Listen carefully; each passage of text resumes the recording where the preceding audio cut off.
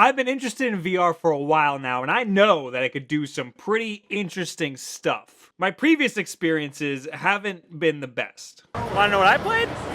I played Harmonix VR. You always get effed. I always get effed with VR. Oculus effed me. I got some game I played for 2 seconds. But I knew if I was gonna get a headset, I should probably go with the PlayStation VR because it was the cheapest and easiest option for me. So I got it, but just the base model, just the core headset. I figured I didn't need all that other garbage. Here's why I did that, and also my experiences with the PlayStation VR.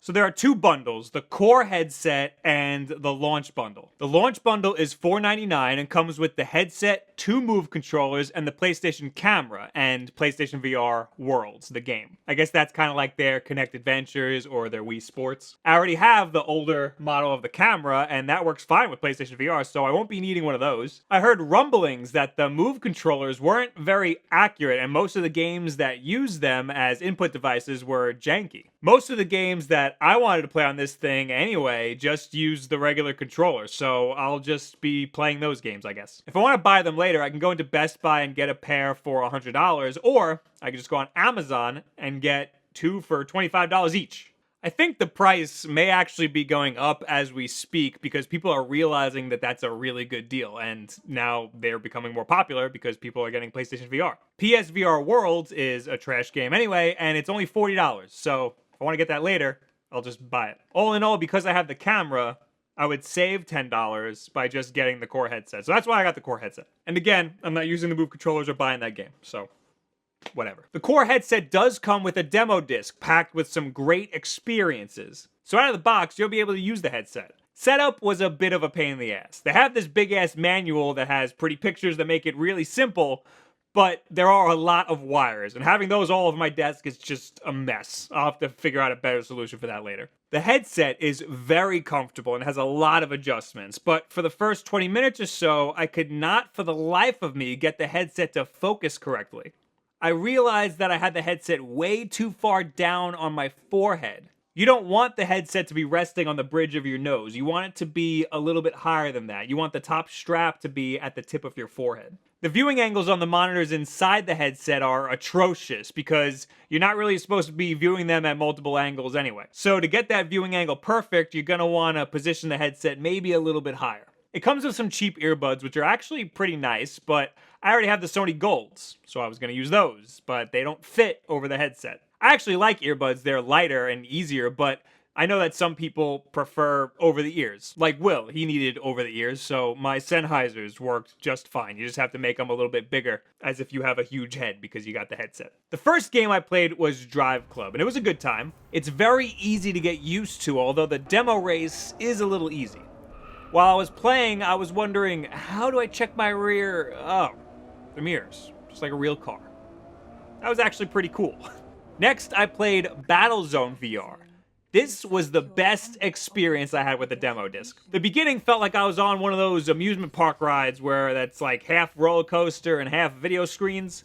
I guess this is essentially just the video portion of one of those. But it was really cool to be in the tank with all these computers and levers and things happening around you. Seeing the giant weapons get equipped right next to your face.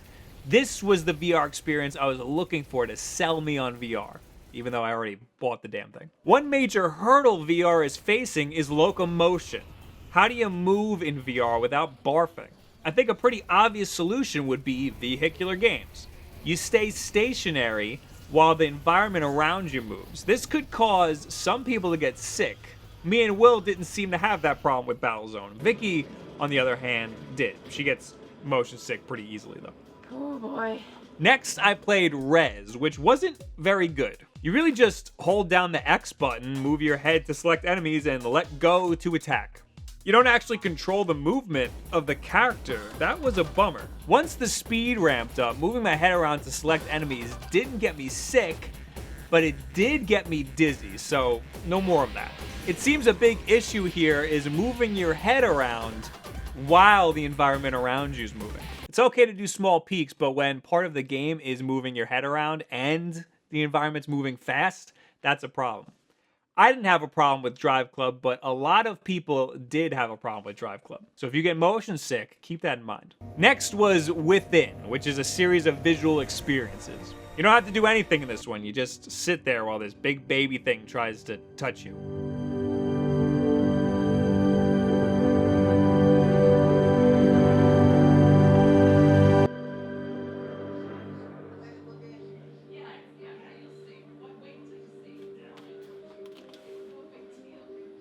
Since this doesn't require any user input, I figured it would be the perfect experience for people who don't play games, like the parents.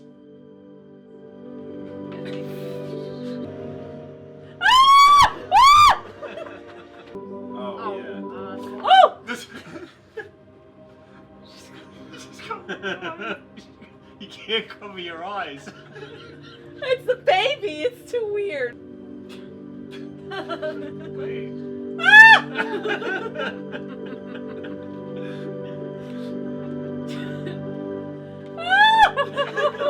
out of here! The one game I was most excited about for PlayStation VR was Riggs, a Rocket League style game in VR. Sign me up. I think a mech game with a controller makes the most sense for VR right now. $50 is a little steep for a Rocket League style game. But after I booted it up, I quickly understood why. These animations are excellent. The mocap on these characters made it feel like they were real people standing next to me. Guerrilla Games is good for stuff like this. The tutorial was boring, but I guess that's kind of necessary considering there's a lot to learn. The headset is a new kind of input device. You have the option to use your head to move the rig around, or you can use the left stick just like you do in any other first-person shooter. I opted for the left stick because, like I said before, if you move your head too much while the environment around you is moving, you're gonna have a bad time. As it turns out, I had a bad time anyway. I don't know if it was because I was already a little sick before I started playing, but Riggs awakened some sort of beast inside me, and I just felt like dying. So after about 30 minutes, I took a break. I came back and played 2 rounds, and I had to call it a night. They say that you do get used to the movement after a while, so I'll have to come back and try Riggs again. Maybe when I'm feeling, you know, like 100% that day, maybe give it like 2 rounds. The rounds are short, but I have a feeling that Riggs isn't going to be my new favorite game or anything. I would try it out on the demo disc first before you spend $50 on it. So overall, I'd say that the PlayStation VR is a fantastic experience. If you're short on cash, this thing isn't going to change your life or anything, so maybe hold off. But the headset works great. The resolution in the headset is a little bit low, but you don't really notice when you're using it because you're too busy being immersed in VR.